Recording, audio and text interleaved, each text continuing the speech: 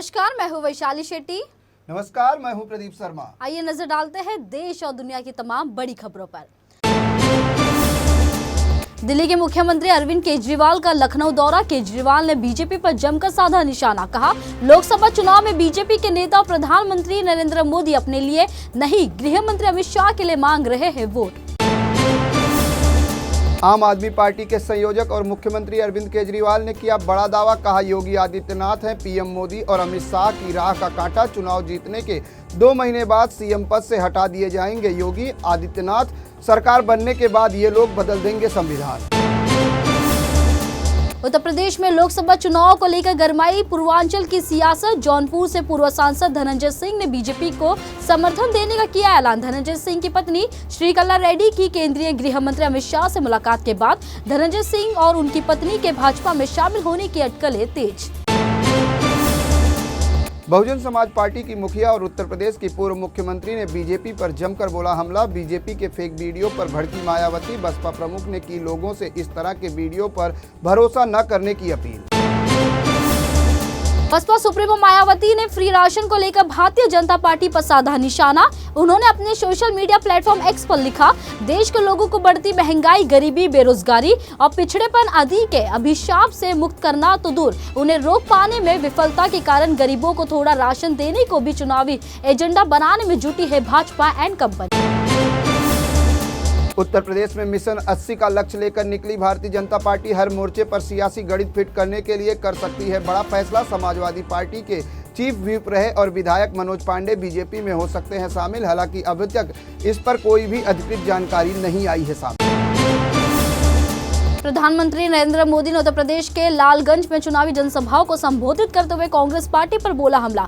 कहा, हमारी गारंटी के कारण संशोधित नागरिकता कानून के तहत 14 लोगों को मिली भारत की नागरिकता। भारत की नागरिकता लेने वालों में हिंदू, सिख, बौद्ध, जैन, पारसी और ईसाई धर्म के लोग हैं शामिल।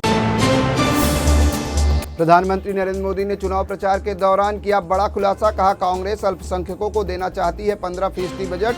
मोदी ने कहा कि हम धर्म के आधार पर नहीं बांटने देंगे बजट और नौकरियां। संविधान निर्माता बाबा साहब अम्बेडकर धर्म के आधार पर शिक्षा और नौकरियों में आरक्षण के थे खिलाफ।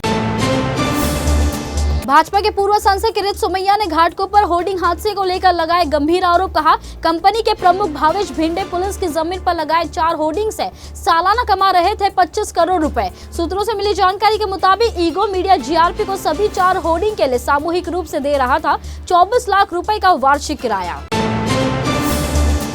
मुंबई में फिल्म स्पेशल 26 जैसी घटना आई सामने। मुंबई के साइन इलाके में 6 लोग क्राइम ब्रांच की रेड बताकर कैफे मालिक के घर में घुसे। फर्जी छापेमारी के दौरान 25 लाख रुपए लूटकर हो गए थे फरार। पुलिस ने पीड़ित की शिकायत पर केस दर्ज कर 4 आरोपियों को किया गिरफ्तार। बीजेपी ने दिल्ली के सीएम अरविंद केजरीवाल और अखिलेश यादव की साझा प्रेस कॉन्फ्रेंस पर किया पलटवार। बीजेपी प्रवक्ता गौरव भाटिया ने केजरीवाल के पीए विभव कुमार को लेकर खड़े किए सवाल। कहा, भारतीय जनता पार्टी जो हमेशा से महिला सशक्तिकरण की सिर्फ बात ही नहीं करती है बल्कि उसकी करती है चरितार्थ। भारत की तरक्की देखकर अब पाकिस्तानी नेताओं को भी अपने देश पर आने लगी है शर्म। पाकिस्तान की संसद में मुत्तहिदा कौमी मूवमेंट पार्टी के सांसद सैयद मुस्तफा कमाल ने कराची शहर की बदहाली पर बयां करते हुए कहा कि भारत चांद पर है और हम गटर में। पीएम नरेंद्र मोदी ने की स्लोवाकिया के पीएम रॉबर्ट फिको पर गोलीबारी की कड़ी निंदा। पीएम ने की उनके शीघ्र स्वस्थ होने की कामना। पीएम ने कहा, इस घड़ी में भारत स्लोवाकिया के लोगों के साथ एकजुटता से है खड़ा। एक कार्यक्रम के दौरान मारी गई थी स्लोवाकिया के प्रधानमंत्री को कई गोली। बहुजन समाज पार्टी की मुखिया और उत्तर प्रदेश की पूर्व मुख्यमंत्री मायावती ने राज्यसभा सांसद स्वाति मालीवाल के मुद्दे पर दी पहली प्रतिक्रिया। महिला सुरक्षा पर इंडिया गठबंधन के दोहरे रवैये पर मायावती ने उठाए सवाल। कहा, महिलाओं की सुरक्षा, सम्मान और उत्पीड़न के साथ किसी भी नेता द्वारा अन्य कोई भी गलत कार्य करने पर होनी चाहिए सख्त कार्रवाई। उत्तर मुंबई लोकसभा क्षेत्र से बीजेपी उम्मीदवार और केंद्रीय मंत्री पीयूष गोयल ने विपक्ष की ओर से बाहरी कहे जाने पर दिया जवाब। कहा, मेरा जन्म मुंबई में हुआ है और मैंने मुंबई से की है पढ़ाई लिखाई और अपनी chartered accountancy practice. Maha Vikas Aghadi के नेताओं के बयान को बताया असह्य और हास्यास्पद। लोकसभा चुनाव के मद्देनजर महाराष्ट्र के मुख्यमंत्री एकनाथ शिंदे का नासिक दौरा। शहर के नीलगिरी हेलीपैड पर मुख्यमंत्री के दोनों बैग की हुई जांच। सीएम के बैग में कपड़े, दवाइयां, जरूरी सामान के अलावा नहीं मिला कुछ भी। यूवीटी सांसद संजय राउत ने सीएम पर पैसे लेकर जाने का लगाया था आरोप। एनसीपी शरद चंद्र पवार पार्टी के प्रमुख शरद पवार ने पीएम मोदी पर साधा निशाना। कहा, नरेंद्र मोदी देश के पहले प्रधानमंत्री हैं जो विभिन्न धर्मों और जातियों के बीच सांप्रदायिक दुश्मनी बढ़ाने का कर रहे हैं काम। मैंने उनका भाषण सुना और ये मेरी उम्मीदों के था अनुरूप। महाराष्ट्र में चुनावी सरगर्मी के बीच बीजेपी नेता मोहित कंबोज ने किया बड़ा दावा। मोहित कंबोज ने शरद पवार गुट और उद्धव ठाकरे के खेमे की बढ़ा दी है टेंशन। कंबोज ने सोशल मीडिया प्लेटफॉर्म एक्स पर सनसनीखेज दावा करते हुए कहा, महाराष्ट्र में एक और सियासी भूचाल आने का दिया संकेत। बीजेपी नेता मोहित कंबोज ने अपने सोशल मीडिया एक्स पर पोस्ट में लिखा, 4 जून के बाद फिर से उद्धव ठाकरे की सेना और शरद पवार की एनसीपी में होगी फुट और मौजूदा विधायक, नेता और कार्यकर्ता चले जाएंगे क्योंकि पहले से ही कई लोग अन्य दलों के हैं संपर्क में।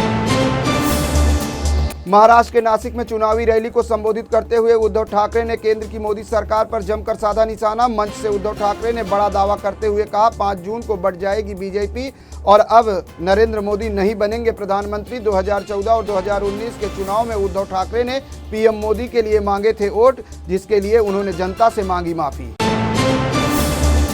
प्रधानमंत्री नरेंद्र मोदी ने महाराष्ट्र में चुनावी जनसभा के दौरान उद्धव ठाकरे और शरद पवार की पार्टी पर बोला हमला। कहा, उद्धव ठाकरे की यूबीटी और शरद पवार की एनसीपी का कांग्रेस में हो गया है विलय। पीएम के बयान पर उद्धव ठाकरे ने किया पलटवार। कहा, मुझे बीजेपी की ज्यादा चिंता है। 30 साल तक बीजेपी के साथ रहने के बावजूद हमारा उसमें नहीं हुआ विलय।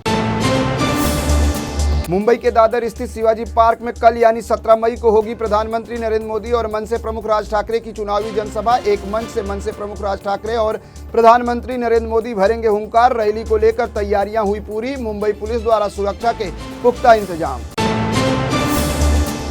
एनसीपी प्रमुख शरद पवार ने मनसे अध्यक्ष राज ठाकरे पर कसा तंज। कहा, ये पता नहीं है कि राज ठाकरे की महाराष्ट्र की राजनीति में क्या है उनकी स्थिति। मैंने सुना है कि नासिक उनका गढ़ है, लेकिन वो नासिक में कभी नहीं आते हैं नजर। महाराष्ट्र के बीड जिले के नंदुर में हुई पत्थरबाजी और हंगामे की घटना के बाद पुलिस ने संभाला मोर्चा। इलाके में भारी संख्या में फोर्स तैनात। फिलहाल शांति है कायम, लेकिन बनी हुई है तनावपूर्ण स्थिति। लोकसभा चुनाव 2024 के 5वें चरण में 8 राज्यों और केंद्र शासित प्रदेशों की कुल 49 सीटों पर 20 मई को होगा मतदान। बिहार की 5, झारखंड की 3, महाराष्ट्र की 13, उत्तर प्रदेश की 14, ओडिशा की 5, पश्चिम बंगाल की 7, जम्मू कश्मीर की 1 और लद्दाख की 1 सीट पर होगी वोटिंग। मेरे साथ बस इतना ही। अन्य ताजा तरीन खबरों के लिए देखते रहें इन24 न्यूज। इन24 न्यूज को सोशल मीडिया के platform YouTube, Instagram, Facebook, Twitter पर लाइक करना, सब्सक्राइब करना, फॉलो करना बिल्कुल न भूलें।